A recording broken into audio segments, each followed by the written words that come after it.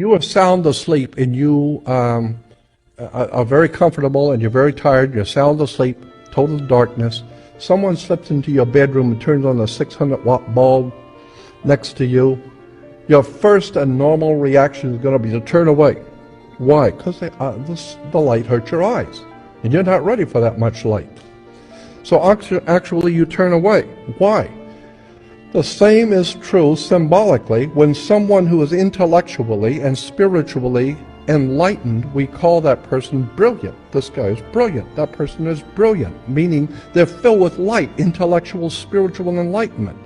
But most people who live in the dark, they can't handle it. I don't want to hear this stuff. This is what we call cognizant dissonance, meaning I've never heard this before. This is bull. I don't want to hear it. It hurts my eyes. Why? Because you can't handle the truth. You can't handle spiritual light.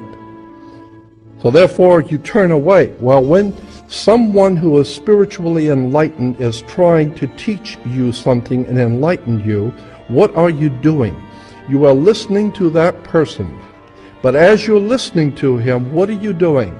You are judging in your brain, in your mind, if this guy is for real, or is he just a good showman, or is he full of bull, or is it true? And so you are judging. This is why the scripture says Jesus was held to be judged in the temple. That's right, the temple, the side of your head. And when you decide that you've heard enough of this and you don't want to hear any more of this light, you want to go back to sleep, you don't want to hear this light, what have you done? You have now put God's Son to death, the Son of enlightenment, the intellectual, spiritual light from the universe you have now put to death in your head. Why? Because that's where God's Son dies, Golgotha, skull place, in your head.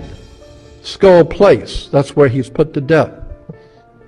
The bottom line is that the entire New Testament is a metaphor for the war between light and darkness. And most people can't handle the light. They can't handle the truth. It's too bright.